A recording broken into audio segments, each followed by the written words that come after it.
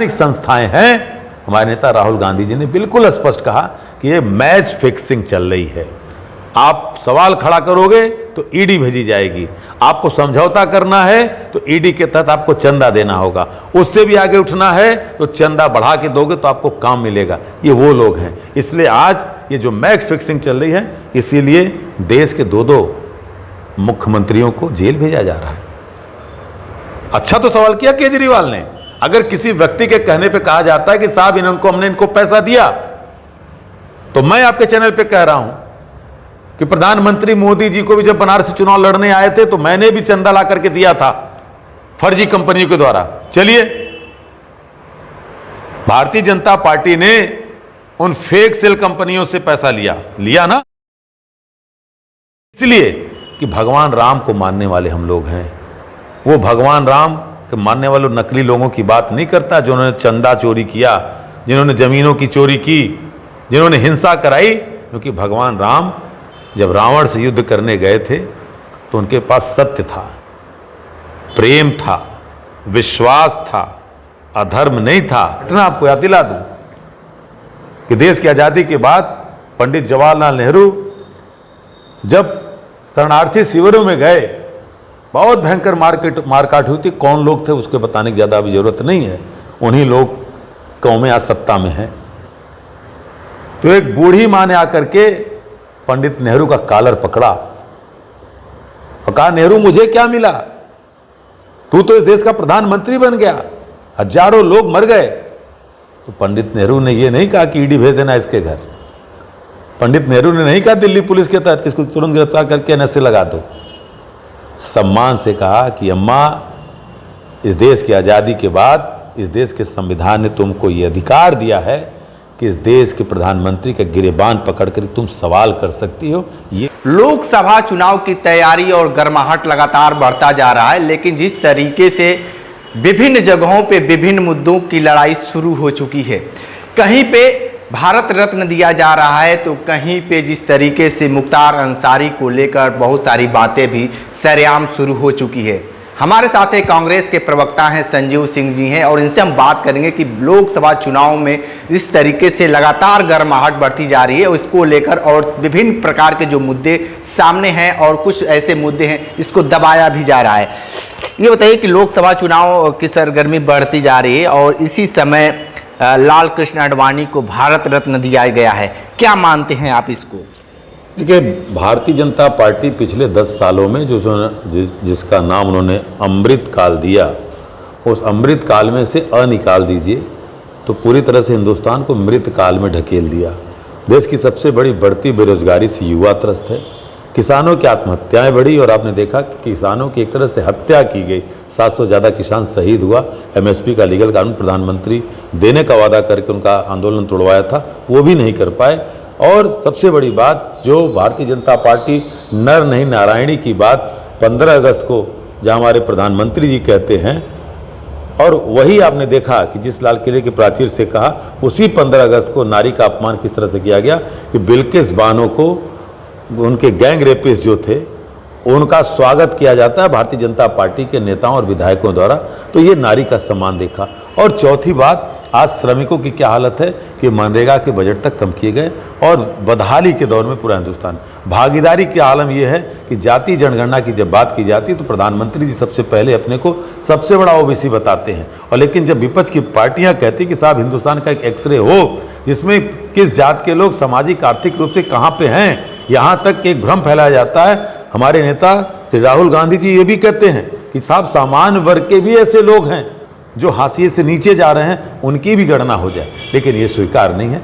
तो ये मुद्दे से हट करके भारतीय जनता पार्टी फिर अपने स्वांग रचने लगी। विकास के मुद्दे कहाँ हैं? 100 स्मार्ट सिटी कहाँ है? गंगा की अविरलता निर्मलता कहाँ है जो नमामि गंगा के नाम 20,000 करोड़ रुपए आया था? डॉलर का दाम आज कहाँ चला गया? 62 रुपये से 84 रुपये चला गया। डीजल पेट्रोल जो है 100 दिन में कम हो रहा था, महंगाई 100 दिन में कम हो रही थी। स्विस बैंक से काला धन आ रहा था और SBI के पीछे छिपने लगे काला धन वाले। तो कहने का मतलब लाल आंख दिखाने वाले चीन का झूला झुलाते हैं और वो चीन आज अरुणाचल भी मांग रहा है, वहां पे चुप्पी साध लेते हैं। तो कहने का मतलब कि भारतीय जनता पार्टी, नरेंद्र मोदी सरकार वो खुद कहते हैं कि मोदी की गारंटी। मैं तो पूछना चाहता हूं भाजपाइयों से कि इनकी वारंटी कौन लेगा, गारंटी की वारंटी कौन लेगा? अगर ये वारंटी लेने को तैयार हैं तो 10 साल का जो उन्होंने हिसाब दिया था मोदी जी ये करने को बता दें। तो मुझे लगता है कि भारतीय जनता पार्टी अब वो भारतीय जनता पार्टी नहीं रह गई, वो मोदी जन पार्टी रह गई है।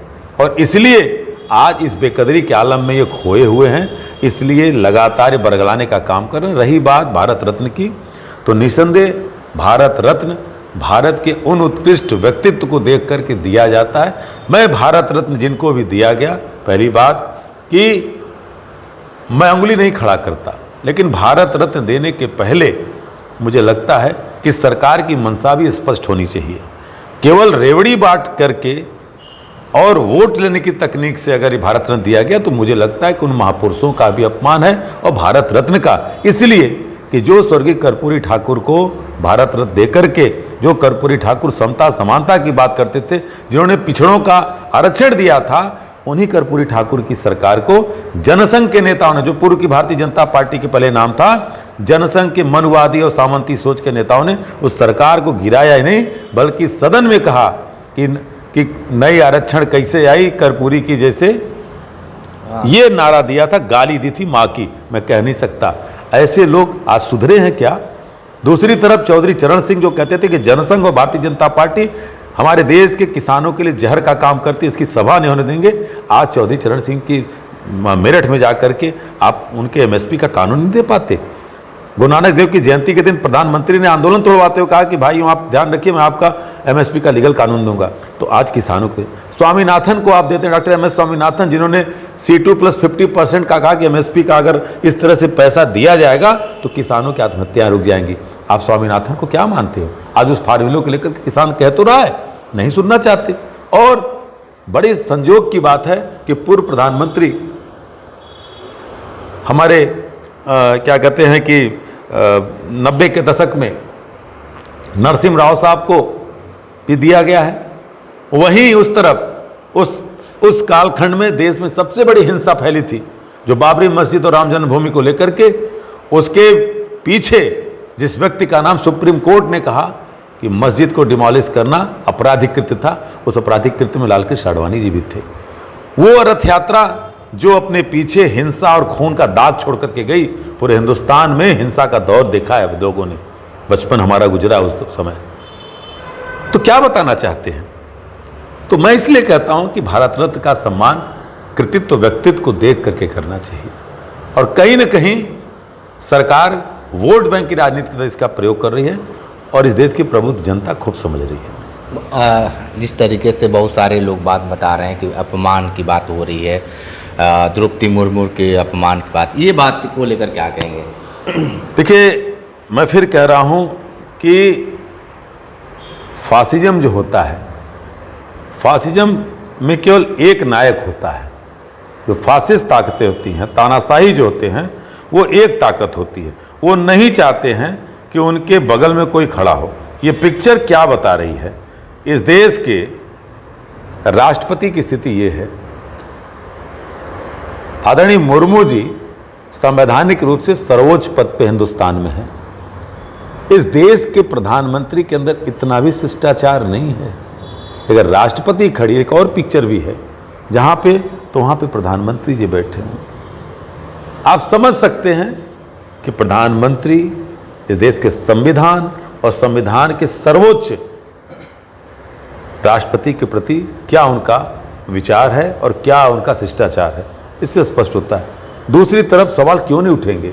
एक तरफ आप कहते हो कि देश की प्रथम आदिवासी महिला को, आप आदिवासी महिला को, इसका प्रथम दायित्व बनता था जब आपने संसद का उद्घाटन किया, नए संसद का, तो उस नए संसद का फीता काटने का अधिकार राष्ट्रपति द्रौपदी मुर्मू को होता। आपने इनवाइट तक नहीं किया। भगवान राम तो माता सबरी के जूठे बेर खाए थे। निषाद राज के साथ मित्रता थी, उनके साथ निभाए थे। लेकिन जब आप राम जन्मभूमि का कार्यक्रम होता है तो सनातन धर्म के नाम पे हल्ला मचाने वाले लोग, सनातनी परंपरा के तहत आने वाले शंकराचार्यों का अपमान पूरे देश ने देखा और 5वें शंकराचार्य के रूप में नरेंद्र मोदी जी वहाँ पैदा हो जाते हैं। वहाँ पर राष्ट्रपति रामनाथ कोविंद नहीं याद आते? अगर रामनाथ कोविंद जी से अगर ये भूमि पूजन कराते तो मैं बिल्कुल कहता कि निश्चित है कि भारतीय जनता पार्टी संघ के उस मनुवादी और ब्राह्मणी मानसिकता से, ब्राह्मणवादी मानसिकता से निकल चुकी। ब्राह्मणवादी मानसिकता का मतलब मैं फिर कह रहा हूं कि ब्राह्मणों के खिलाफ नहीं, बल्कि वो ब्राह्मण जो देश को, समाज को दिशा दिलाने का काम करते हैं, वो विद्वान कौम है। वो नहीं जो ढपोल संकी में समाज को हाशिए पे ढकेलने काम करते हैं, बल्कि समाज में धर्म के नाम पे वितंड खड़ा करते हैं। और यही हुआ कि आज भारतीय जनता पार्टी का चेहरा सामने है। रामनाथ कोविंद जी को ले लीजिए, एक दलित के नाम पे बना करके क्या सम्मान दिया, सब कुछ सामने है कि एक मंदिर में प्रवेश तक तो नहीं मिला जहां भारतीय जनता पार्टी की सरकार थी। महाकाल के मंदिर में उनको प्रवेश नहीं दिया गया, ये भाजपा के समय हुआ। और वहीं द्रौपदी मुर्मू को नए राष्ट्रपति भवन का, क्योंकि यहाँ का प्रधानमंत्री कुलदीप जी फ्रेम में बस अपने को चाहता है। कई बार आपने ऐसे तमाम नेताओं को देखा होगा। उत्तर प्रदेश के मुख्यमंत्री, अरे भाई माला पहनाया जा रहा है तो खड़ा करिए। हम जैसे लोग तो खुश होते हैं, लेकिन देखा कि आंख दिखाते ही भारतीय जनता पार्टी के पूर्व राष्ट्रीय अध्यक्ष, जिन्होंने नरेंद्र मोदी के प्रधानमंत्री की उम्मीदवारी की घोषणा की थी, उत्तर प्रदेश के पूर्व मुख्यमंत्री और हम सब के लिए एक, मैं गौर से कहता हूं कि एक अच्छे नेता थे भारतीय जनता पार्टी के, पूरे उत्तर प्रदेश के लोग उनका सम्मान करते हैं। श्री राजनाथ सिंह के साथ क्या सम्मान किया? इसलिए कि इस प्रधानमंत्री को फ्रेमिंग में अपने आना है।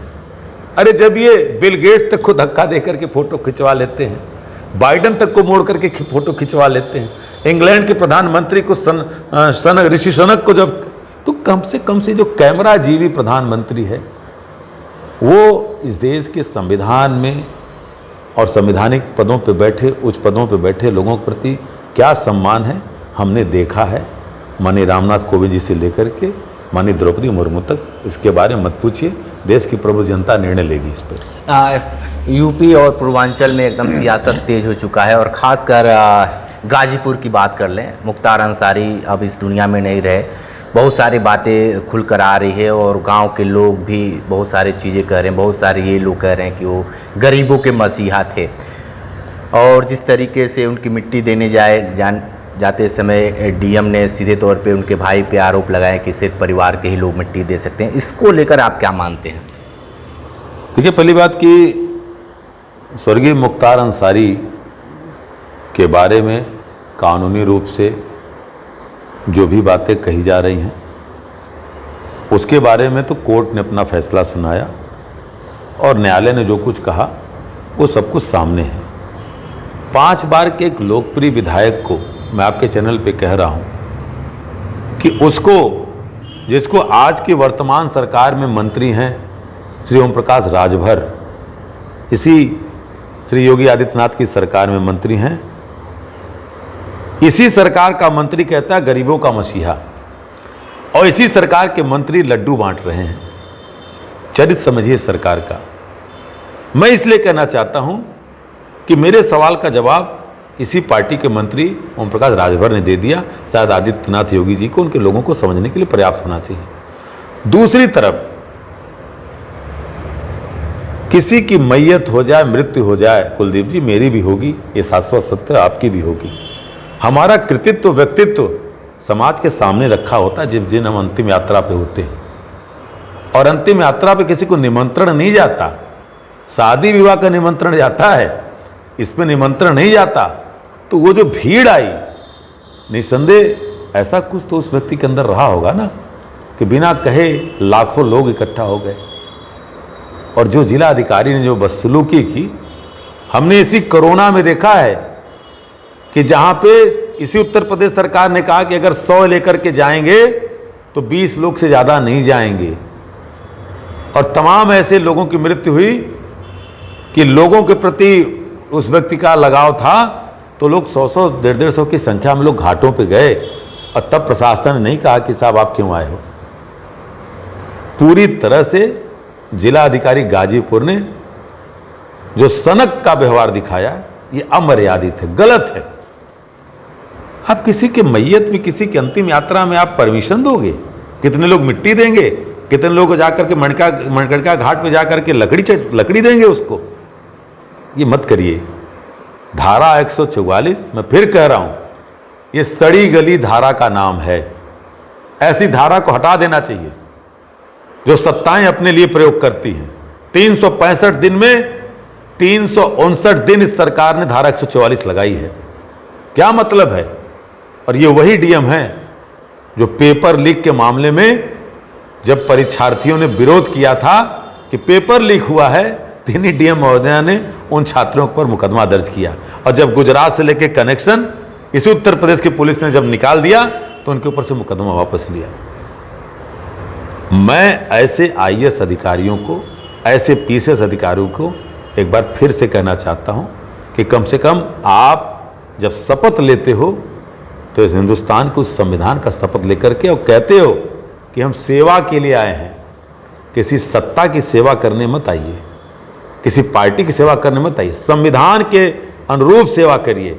धिक्कार है ऐसे अधिकारियों पे जो इस तरह का कृत्य करते हैं। क्या दे देगी सरकारें? जनता की निगाह में ये लोग लगातार गिरते जाएंगे। वो दिन दूर नहीं है जब देश आजाद होता। कुलदीप जी ना, तो मैं मानता हूं कुछ समय देश में हमारे लोगों के अंदर आजादी के समय जज्बे थे। आज भी उस जज्बों को कुछ लोगों के अंदर है, वो जज्बे सड़क पे आएंगे। क्योंकि एक घटना आपको याद दिला दूं कि देश की आजादी के बाद पंडित जवाहरलाल नेहरू जब शरणार्थी शिविरों में गए, बहुत भयंकर मारकाट हुई थी। कौन लोग थे उसको बताने की ज़्यादा अभी जरूरत नहीं है, उन्हीं लोग कौमें आज सत्ता में हैं। तो एक बूढ़ी मां ने आकर के पंडित नेहरू का कॉलर पकड़ा और कहा, नेहरू मुझे क्या मिला, तू तो इस देश का प्रधानमंत्री बन गया, हजारों लोग मर गए। तो पंडित नेहरू ने यह नहीं कहा कि ईडी भेज देना इसके घर। पंडित नेहरू ने नहीं कहा दिल्ली पुलिस के तहत किसको तुरंत गिरफ्तार करके एनएसए लगा दो। सम्मान से कहा कि अम्मा, इस देश की आज़ादी के बाद इस देश के संविधान ने तुमको ये अधिकार दिया है कि इस देश के प्रधानमंत्री का गिरेबान पकड़कर तुम सवाल कर सकती हो। ये नहीं था, ये वो देश है। और इसीलिए मैं डीएम महोदया को और ऐसे अधिकारियों को मैं चेतावनी के साथ कह रहा हूं कि सुधर जाइए, नहीं 75 साल पहले वाला भारत जब पैदा हो जाएगा तो आप किसी सत्ता और नेता की दलाली करते नहीं दिखोगे, आपको संविधान के तहत काम करना पड़ेगा। एक आखिरी सवाल है, 1823 करोड़ के जुर्माना लग गए हैं कांग्रेस के ऊपर। आपको क्या लगता है कि एक तरफ जुर्माना और दूसरी तरफ सारे अकाउंट को सीज कर देना, किस तरीके से कांग्रेस चुनाव लड़ेगी? देखिए, भारतीय जनता पार्टी, मैंने कहा कि ये सारे मुद्दों पे हारी हुई है। जिस तरह से जनता के बीच में हमारे नेता जननायक राहुल गांधी जी की 2-2 यात्राएं, चाहे कन्याकुमारी से कश्मीर तक की रही हो, चाहे मणिपुर से मुंबई तक की रही हो, पूरे हिंदुस्तान को खड़ा कर दिया है। सरकार से सवाल पूछे जा रहे हैं, उन सवालों से बचने के लिए आप 14 लाख रुपए हमने चंदा लिया कैश। इस पार्टी के, हमारे कांग्रेस पार्टी के विधायकों और सांसदों ने दिया, उनका नाम पता तक हमने दिया। हाँ, निश्चित है कुछ समय नहीं दिया, लेकिन उसको लेकर के जुर्माने की राशि में अगर 1800 समथिंग करोड़ बनाई जाती है तो भारतीय जनता पार्टी के 1297 लोगों ने जो है 250 करोड़ का चंदा दिया, 250 करोड़ चंदा दिया। वहां किसी का नाम है तो पता नहीं, और करीब करीब 100 लोगों के तो नाम पते ही नहीं है। तो अगर भारतीय जनता पार्टी भी यही कृत्य की है, तो अगर हमारे ऊपर 1800 करोड़ का जुर्माना होता है कुलदीप जी, तो इनके ऊपर 4500 करोड़ का जुर्माना होता है। वो इनकम टैक्स विभाग कहां है जो कम्युनिस्ट पार्टी को भी इसके दायरे में लाती है? इसलिए कि आज ये सामाजिक जो हमारी, माफ करिए, जो संवैधानिक संस्थाएं हैं, हमारे नेता राहुल गांधी जी ने बिल्कुल स्पष्ट कहा कि ये मैच फिक्सिंग चल रही है। आप सवाल खड़ा करोगे तो ईडी भेजी जाएगी, आपको समझौता करना है तो ईडी के तहत आपको चंदा देना होगा, उससे भी आगे उठना है तो चंदा बढ़ा के दोगे तो आपको काम मिलेगा। ये वो लोग हैं। इसलिए आज ये जो मैच फिक्सिंग चल रही है, इसीलिए देश के 2-2 मुख्यमंत्रियों को जेल भेजा जा रहा है। अच्छा तो सवाल किया केजरीवाल ने। अगर किसी व्यक्ति के कहने पे कहा जाता है कि साहब हमने इनको पैसा दिया, तो मैं आपके चैनल पे कह रहा हूं कि प्रधानमंत्री मोदी जी को भी जब बनारस चुनाव लड़ने आए थे तो मैंने भी चंदा ला करके दिया था फर्जी कंपनियों के द्वारा। चलिए, भारतीय जनता पार्टी ने उन फेक सेल कंपनियों से पैसा लिया ना, उस शरद शेट्टी से लिया जो अरविंद केजरीवाल को देने का दावा करता है। उस लॉटरी किंग से लिया जिसके ऊपर सिक्किम सरकार ने कार्रवाई कराई, 500 करोड़ से ज्यादा की उसकी संपत्ति जब्त कराई, उस लॉटरी किंग से भारतीय जनता पार्टी चंदा लेने का काम किया। तो श्री जेपी नड्डा के ऊपर कार्रवाई कब होगी? कानून एक आंख से देखिए, दो आंख से मत देखिए। इसीलिए ये घबराए हुए लोग हैं, इसीलिए मुख्यमंत्री को जेल भेज रहे हैं, कांग्रेस पार्टी का अकाउंट फ्रीज कर रहे हैं। और मैं स्पष्ट कह दूं कि पार्टियों का चुनाव नहीं है, भारतीय जनता पार्टी बनाम भारत की जनता का चुनाव है और हम जीतेंगे, जनता जिताएगी। हम तभी नारा दे रहे हैं बार बार कि जुड़ेगा भारत और जीतेगा इंडिया, इसलिए कि भगवान राम को मानने वाले हम लोग हैं। वो भगवान राम के मानने वाले नकली लोगों की बात नहीं करता, जिन्होंने चंदा चोरी किया, जिन्होंने जमीनों की चोरी की, जिन्होंने हिंसा कराई। क्योंकि भगवान राम जब रावण से युद्ध करने गए थे तो उनके पास सत्य था, प्रेम था, विश्वास था, अधर्म नहीं था, संसाधन नहीं था, रथ भी नहीं था, वो सब कुछ रावण के पास था। सोने की लंका में रावण रहता था, राक्षसों की सेना थी, भारी मात्रा में संसाधन था, लेकिन जीता कौन? सत्य जीता। जीता कौन? अधर्म के प्रति धर्म जीता। जीता कौन? अहंकार के प्रति न्याय जीता। हम वही लड़ाई लड़ रहे हैं और देश की जनता इंडिया गठबंधन के साथ खड़ी होगी और इस अधर्म और अहंकार के जो लड़ाई है 2024 की, इसमें निश्चित है कि भारतीय जनता पार्टी, नरेंद्र मोदी सरकार और उनका जो एनडी गठबंधन है उसको हम हराने में कामयाब होंगे और देश का मजबूत लोकतंत्र और संविधान जो हमारे महापुरुषों ने, राष्ट्रपिता महात्मा गांधी, पंडित जवाहरलाल नेहरू, बाबा साहब अम्बेडकर से लेकर के डॉक्टर राम मनोहर लोहिया से लेकर के जितने लोगों ने उसमें भूमिका अपनी निभाई थी, उसको मजबूती प्रदान करने का काम करेंगे। और साथ ही साथ हमारे नेता राहुल गांधी जी ने कहा है, क्योंकि जो जुमला नहीं फेंकते, जो कहते हैं वो करते हैं। ये जितने लोग 10 सालों में दीमक की तरह, घून की तरह इस संविधान के, देश के लोकतंत्र को खाने का काम किए हैं, सरकार बनते ही जेल की सलाखों के पीछे होंगे। ठीक है, तो आप सुन रहे थे कांग्रेस प्रवक्ता संजीव सिंह ने बहुत सारे बातों पे इन्होंने प्रकाश डाला है। चुनाव के बाद क्या कुछ नया होगा, क्या कुछ नई रणनीति बनेगी, देखना दिलचस्प होगा। तो हमारे साथ बन रही कांडी बनारसी के साथ हमें दीजिए इजाजत। नमस्कार।